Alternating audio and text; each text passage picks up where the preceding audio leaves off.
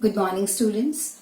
In our previous class, we studied about polynomials, an introduction of polynomials, in which we talked about definition of polynomials, application of polynomials in day-to-day life, degree of polynomial, which is the highest exponent on the variable, that is the degree of polynomial. Even we talked about types of polynomial, which are classified on the basis of number of terms and degree. Based on number of terms, they are monomial, binomial, trinomial. And based on the degree, they are linear polynomial, quadratic polynomial, and cubic polynomial. Today we will talk about zeros of polynomial. So let's proceed with our today's session.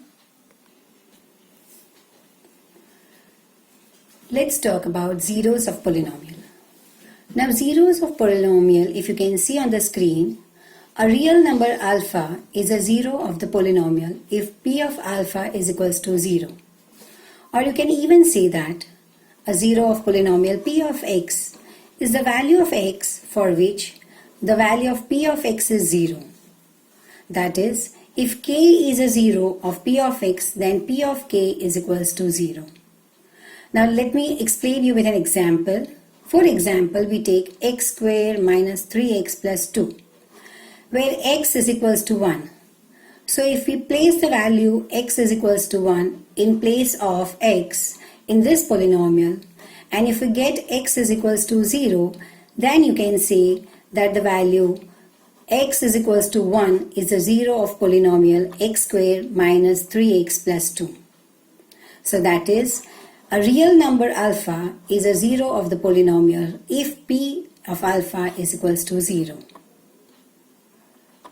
Now let's go ahead with graphical representation of the polynomial.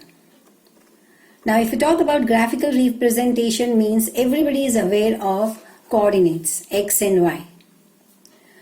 And even if you have studied how to plot a graph of an equation. So for example, any equation can be represented as a graph on the Cartesian plane, where each point on the graph represents the x and the y coordinates of the point that satisfy the equation. That is, for example, I'll show you that if you want to plot a graph, for example, x is equals to y on a graph paper, then it means x is equals to y means the x-axis, on x-axis whatever value you take, that is equals to y-axis. Right? X, if you take x is equals to 1, y is also 1. If you take x is equals to 2, y is also 2. If you go ahead with negative numbers, minus 1, then y is also minus 1. So, and if you plot a point coordinates on the graph paper, you'll get a straight line. So it's a linear graph. Now if you can again see here that how will you plot the graph of a linear polynomial. The graph of a linear polynomial is a straight line. You can see here it cuts the x-axis at exactly one point. So it is a linear graph, and hence, therefore you can say the graph of a linear polynomial is a straight line graph. Similarly, you can plot for a quadratic polynomial. If an equation of a quadratic polynomial is given, in general the quadratic polynomial is ax square plus bx plus c. This is the general formula of a quadratic polynomial. And if you plot a graph of a quadratic polynomial, you'll get it in a shape of parabola. Now you'll imagine what is a parabola. Now parabola is a conic section which is studied in higher grades. For here, you just have to remember that it looks like a U shape.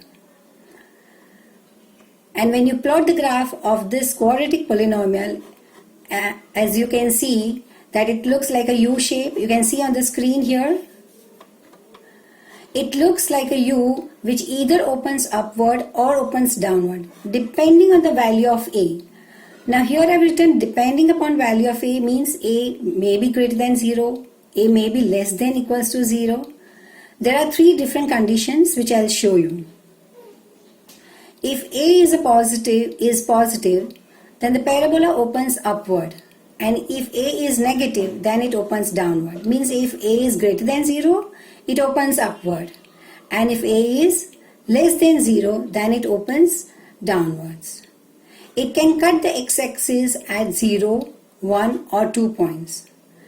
Now 0, 1 or 2 points, I'll show you here. If you can see on the screen here, you can see that the parabola, the curve, it cuts on the graph at 2 points, -2 and 2. So at 2 points it is cutting the x-axis. If you see the second one, the graph of a parabola cuts the x-axis in 2 distinct points where A is greater than 0. So this is the first one where A is greater than 0 and it cuts into 2 distinct points. The next one, it cuts at 1 point. And the third one, where it doesn't touch the x-axis, where A is less than 0.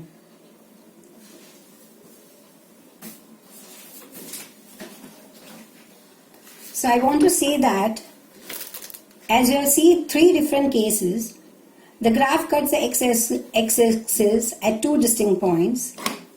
The x-coordinate are 2 zeros of a quadratic polynomial.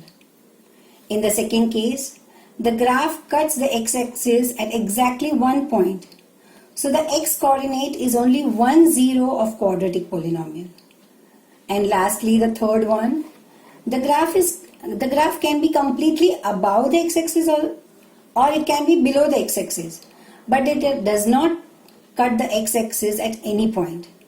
So the quadratic polynomial has no zero in this case. Thus we can conclude that geometrically a quadratic polynomial can either have 2 distinct zeros or 1 zero or no zero. This also means that a polynomial of degree 2 has at most 2 zeros only.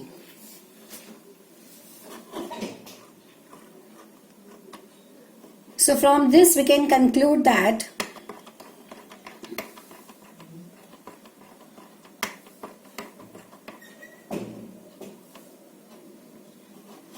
in general, I can say a polynomial p of x of degree n crosses the x-axis at most n points. It means that in general, the graph of y is equals to p of x intersects the x-axis at most n points.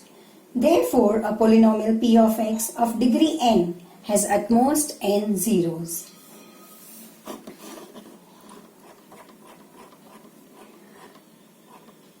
Now let me show you something else on the base graph of the polynomial x raised to n. This is the general form. For a polynomial of the form y is equals to x raised to n, where n is a whole number, as n increases, the graph becomes steeper or draws closer to the y-axis. So you can see here, if n is the odd number, the graph lies in the first and the third quadrant. If n is the even number, the graph lies in the first and the second quadrant. And the graph of y is equals to minus x raised to n. This is a reflection of graph of y is equals to x raised to n on the x-axis. So you can have a look on the screen on this graphical representation of y is equals to x squared, where the power is a whole number. And what we have earlier studied, I just said before 2 minutes, that zeros, geometrical meaning of zeros of polynomial. You can see the intersection on the x-axis where you can see that on the first graph it is 1 0, in the second one there are 2 zeros, and in the third one there are 3 zeros. So you can say that a linear polynomial has 1 0, a quadratic polynomial has at most 2 zeros, and a cubic polynomial has at most 3 zeros. Now I would request all the students to go through the slide once again and solve exercise 2.1 in the class workbook. Thank you.